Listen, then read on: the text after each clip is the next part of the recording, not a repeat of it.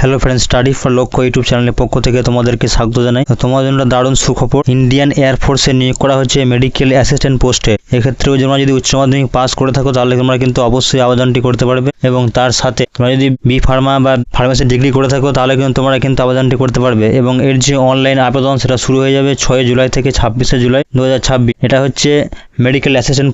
আরও একটা পোস্ট আছে অগ্নিবীর, সেটা কিন্তু পরবর্তী ভিডিওতে আলোচনা করবো। এখন এটা হচ্ছে ইন্ডিয়ান এয়ারফোর্সের মেডিকেল অ্যাসিস্ট্যান্ট, এবং এটা হচ্ছে একটা খুবই আকর্ষণীয় এবং খুবই সম্মানজনক একটা পোস্ট। তো অবশ্যই তোমরা ফর্মটা ফিল আপ করবে।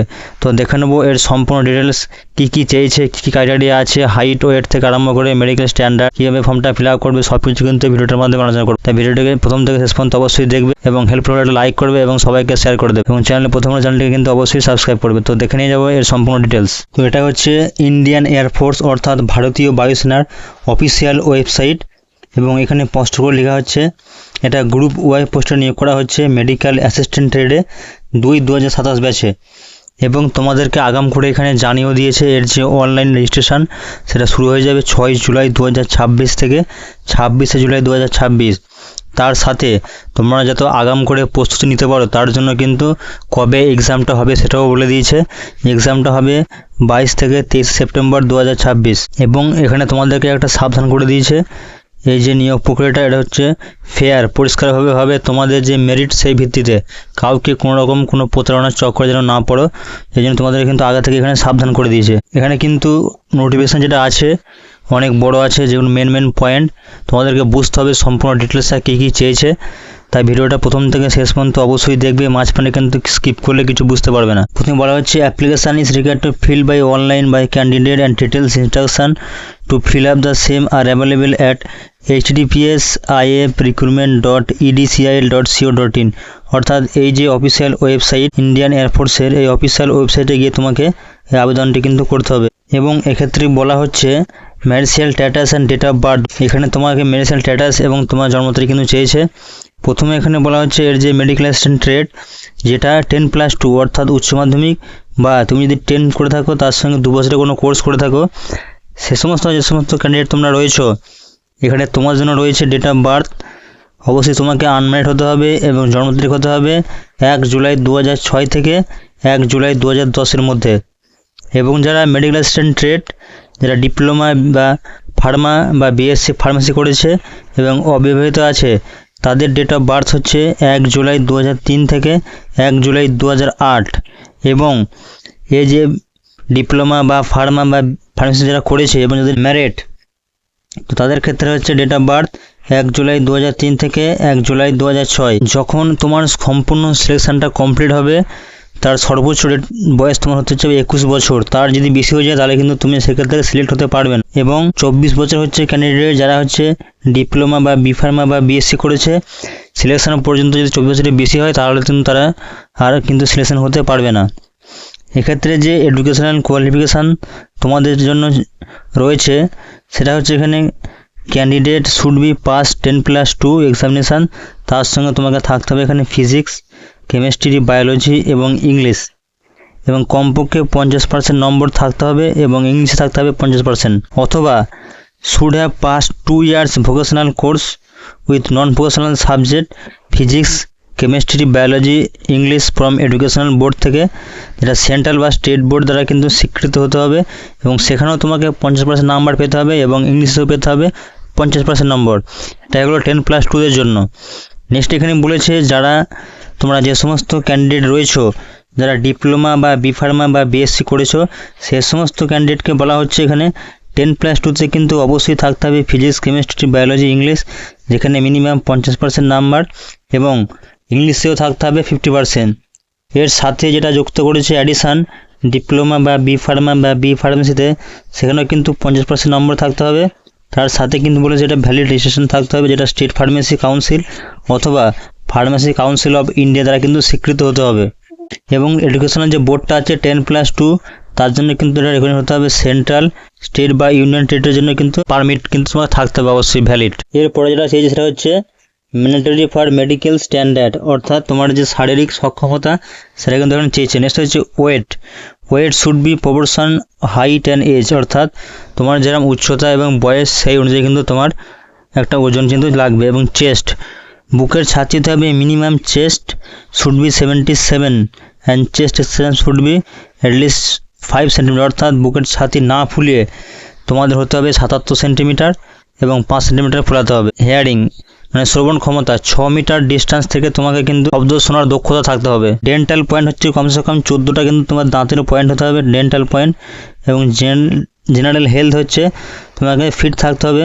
Candidate should be fit for air force must confirm the medical standard, অর্থাৎ মেডিকেল স্ট্যান্ডার্ডে তোমাকে কিন্তু ফিট থাকতে হবে। Gender any candidate if found to predominant characteristic of the opposite gender as evident in external physical examination will be rejected or unfit.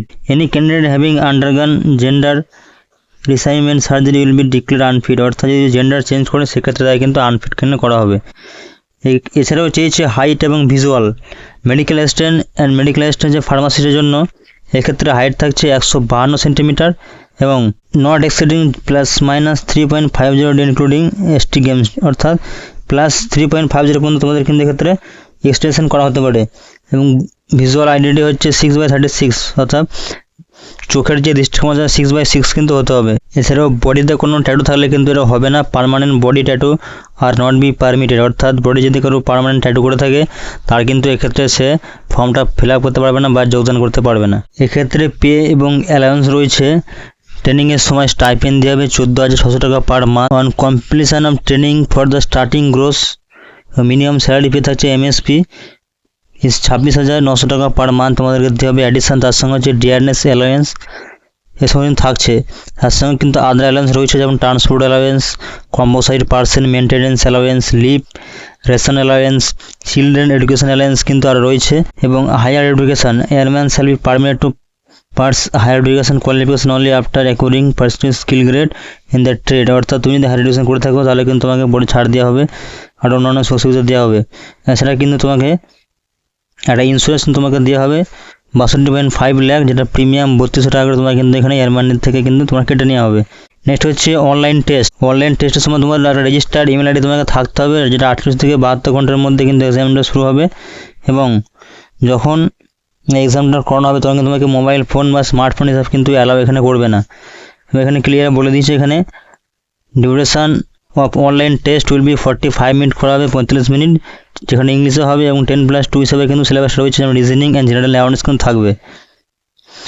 1 mark for every correct answer, প্রত্যেকটা সঠিক উত্তরের জন্য 1 নম্বর রয়েছে। এবং 0.25 marks shall be deducted of each wrong answer, অর্থাৎ ভুল উত্তরের জন্য কিন্তু 1/4 কিন্তু কাটা হবে নম্বর। যেটা কিন্তু অবশ্যই খেয়াল রাখতে হবে যে এখানে নেগেটিভ মার্কিং রয়েছে। এরপর হচ্ছে ফিজিক্যাল টেস্ট 1.6 কিলোমিটার কিন্তু এখানে রান করানো হবে, যেটা তোমাকে 7 মিনিট টাইম দেওয়া হয়েছে। যেটা হচ্ছে 21 বছর পর্যন্ত যারা ক্যান্ডিডেট রয়েছে এবং যারা 21 বছরের বেশি রয়েছে, যারা বি ফার্মা বা বিএসসি করেছে তাদের হচ্ছে 7.5 মিনিট টাইম এখানে দেওয়া হয়েছে। তার সঙ্গে সঙ্গে এখানে করা হবে পিএফটি, যেখানে 10টা পুশ আপ থাকবে 1 মিনিটে, 10টা সিট আপ থাকবে 1 মিনিটে এবং 20টা স্কোয়াড থাকবে এখানে 1 মিনিটে। তারপর তোমাদের এই সমস্ত পাস হয়ে গেলে তোমাদের এখানে করানো হবে অ্যাডাপ্টিবিলিটি টেস্ট, যেখানে অল ক্যান্ডিডেট পাস করে ফিজিক্যাল ফিটনেস টেস্টে তাদেরকে হচ্ছে অ্যাডাপ্টিবিলিটি টেস্ট 1 করানো হবে। এখানেও অবজেক্টিভ রিটেন টেস্ট থাকবে এবং তার সাথে সাথে থাকবে অ্যাডাপ্টিবিলিটি টেস্ট 2। এখানে হচ্ছে all candidate who pass adaptability test 1 will be undertaking adaptability test 2, যেখানে একটা পলিসি থাকছে। এটা ইন্ডিয়ান এয়ারফোর্স কিন্তু তোমাদের করানো হবে মিলিটারি লাইফে। নেক্সট হচ্ছে মেডিকেল এক্সামিনেশান, সব শেষে করানো হবে মেডিকেল এক্সামিনেশান, যেখানে তোমাকে কী কী চেক করা হতে পারে সেগুলো কিন্তু আগাম করে এখানে বলে দিয়েছে। তোমরা কিন্তু অবশ্যই একটু চেক করে নেবে আগে থেকে, যেটা হচ্ছে blood, haemogram, urine, biochemistry, blood sugar, fasting and postprandial, serum cholesterol, serum urea, uric acid, LFT serum, বিলোডিয়ান এসজিওটি টেস্ট করা হবে। তার সঙ্গে রেডিওগ্রাফি চেস্ট মানে বুকের একটা ফটো করা হবে, ইসিজি করা হবে। তাই কিন্তু আগাম করে কিন্তু এখানে বলে দেওয়া হয়েছে। এবং candidate declare medically unfit can avail the option appeal medical board, অর্থাৎ প্রথমবার যদি মেডিকেল আনফিট করা হয় তার জন্য কিন্তু প্রথম থেকে রিমেডিকেল দেওয়া হবে অ্যাপিল মেডিকেল বোর্ড। তাদের কিন্তু 40 টাকা তোমাকে একটা ডিপোজিট করতে হবে গভর্নমেন্ট বা এসবিআই থেকে, এটা মিলিটারি অর্ডারে এখানে তোমাকে এখানে জমা করতে হবে। নেক্সট বলেছে এখানে হাউ টু অ্যাপ্লাই, এটা তুমি কীভাবে আবেদন করবে। আবেদন করার জন্য আমি আগেই বলেছি এর যে অফিসিয়াল ওয়েবসাইট https://recruitment.adcil.co.in এখানে তোমরা ক্লিক করবে। এখানে ক্লিক করার পরে যে অফিসিয়াল ওয়েবসাইটটা এখানে খুলে যাবে, খুলে যাওয়ার পরে তোমার ইমেল আইডি ভ্যালিড এবং একটা মোবাইল নাম্বার তোমরা এখানে দিয়ে এটাকে সাকসেসফুল কিন্তু অনলাইন রেজিস্ট্রেশন করবে। করার পর the mobile number and email ID হচ্ছে অনলাইন অ্যাপ্লিকেশন আমাকে সাবমিট করা হয়ে গেল, এটা ভ্যালিড। তার সঙ্গে সঙ্গে রিটার্ন প্রসেস তোমার শুরু হয়ে গেল, যেখানে তোমার অ্যাপ্লিকেশন সিকোয়েন্স নাম্বার থাকবে, একটা পাসওয়ার্ড দিতে হবে এবং আদার কিন্তু কমিউনিকেশন তোমাকে এখানে চাইছে। প্রথমে থাকবে এখানে স্টেশনে personal details, contact details, user ID, email ID, password দিয়ে তোমাকে লগ ইন করতে হবে, যেটা তোমাকে এসএমএস মাধ্যমে কিন্তু পাঠানো হবে। তারপরে রিলগ ইন করার পর যে সমস্ত পার্সোনাল ডিটেলস বা communication details, qualification details, declaration তোমাকে কিন্তু আপলোড করতে হবে। আপলোড করার পর তোমাকে এটাকে সাবমিট করতে হবে। একবার সাবমিট হয়ে গেলে কিন্তু এটা চার্জ লাগবে, যে পেড তোমাকে কিন্তু পেমেন্ট করতে হবে। নেক্সট হচ্ছে এখানে the candidate should feel up the required information, personal details, contact details সব কিছু ঠিকঠাক দেওয়ার পর কিন্তু একটা ওটিপি তোমাকে জেনারেট করা হবে এবং ওটিপিটা দিয়ে তোমাকে মোবাইল নম্বর এবং ইমেল দিয়ে এটা তোমাকে একটা ফের লগ ইন করতে হবে। নেক্সট হচ্ছে এখানে আই অ্যাগ্রি যে অপশানটা আছে এখানে ক্লিক করতে হবে, রিভেরিফাই যাবে সাবমিট করার পর এখানে যেটা ইউজার আইডি এবং পাসওয়ার্ড দিয়ে কিন্তু এটাকে তোমাকে লগ আউট করে দিতে হবে। এটা হচ্ছে ফিলিং। তারপরে নেক্সট হচ্ছে এখানে ফিলিং অফ অ্যাপ্লিকেশান, ফির লগ ইন করতে হবে গো টু অ্যাপ্লিকেশন সেকশানে। সেখানে গিয়ে তোমাকে এখানে দিতে হবে ফটো, সিগনেচার, বাঁ হাতের লেফট থাম ইমপ্রেশন এবং ফটোগ্রাফ হতে হবে 100 থেকে 200 কেবির মধ্যে এবং ক্যান্ডিডেট সিগনেচার এটা হচ্ছে 80 কেবি থেকে 150 কেবির মধ্যে এবং ক্যান্ডিডেট পেরেন্টস সিগনেচার ইমেজ, অর্থাৎ যারা 18 বছর নিচে আছে তার জন্য কিন্তু গার্জেনের কিন্তু সই চাই। তার সঙ্গে সঙ্গে হচ্ছে লেফট থাম ইমপ্রেশন এবং ক্যান্ডিডেট লাইভ ইমেজ ক্যাপচার কিন্তু হবে একটা, মানে লাইভ তোমার একটা ইমেজ ক্যান্ডিডেট হবে। এখানে কিন্তু ফিটা থাকছে এক্সামিনেশন ফি 550 টাকা প্লাস তার সঙ্গে হচ্ছে 18% জিএসটি, এটা হচ্ছে এক্সামিনেশন ফি প্রত্যেকটা ক্যান্ডিডেটের জন্য কিন্তু লাগবে। যদি কেউ পেমেন্ট যদি একের অধিক করে ফেলে ভুল করে, তার ক্ষেত্রে কিন্তু বাকিটা কিন্তু তাকে পেমেন্ট কিন্তু তাকে ফেরত দেওয়া হবে, রিফান্ড কিন্তু করে দেওয়া হবে, এটা কিন্তু এখানেও বলে দিয়েছে। Candidate should enter last 4 digit of Aadhaar number online. Candidate from Jammu Kashmir, Ladakh, Assam, মেঘালয়ের জন্য কিন্তু আর exempted from the same if not having Aadhaar card. Request for change for exam centre or date of selection test shall not be entertained, অর্থাৎ পরবর্তীতে কেউ যদি তার exam centre change করতে চায় সেটা কিন্তু হবে না, এরকম করেই কিন্তু এখানে বলে দেওয়া হয়েছে। যদি কেউ একের বেশি 2-3টে ফর্ম ফিল আপ করে একই নামে, তাহলে তার কিন্তু সেটা রিজেক্ট করা হবে। নেক্সট এখানে তোমাদের যেটা বলা হয়েছে সেটা হচ্ছে তুমি যদি প্রথমে রিটেন টেস্টে পাস করো, তাহলে হচ্ছে ফিটনেস টেস্টে পাস করো, রানিং কমপ্লিট করো, পুশ আপ কমপ্লিট করো, তারপর হচ্ছে এলিজিবিলিটি টেস্ট 1, এলিজিবিলিটি টেস্ট 2 সব কিছু ক্লিয়ার করার পর এবং মেডিকেলি ফিট হওয়ার পর তোমাদের কিন্তু একটা প্রফেশনাল কিন্তু লিস্ট এখানে তৈরি হবে, যেটা বলা হচ্ছে PSL, প্রফেশনাল সিলেক্ট লিস্ট। এটা হচ্ছে এই যে ওয়েবসাইট দেওয়া আছে, এই ওয়েবসাইটে কিন্তু লাস্ট উইক মে 2027 তোমরা কিন্তু এটা কিন্তু দেখতে পাবে। এখানে কিন্তু কাট অফ তৈরি হবে। সবশেষে হচ্ছে enrolment list of candidate finally call for enrolment airman tech 2027, যেটা পাবলিশ করা হবে 1 জুন 2027 কিন্তু এটা পাবলিশ করা হবে। তার সঙ্গে সঙ্গে কল লেটার কিন্তু এখানে পাঠিয়ে দেওয়া হবে তাদের যে রেজিস্টার ইমেল আইডিতে।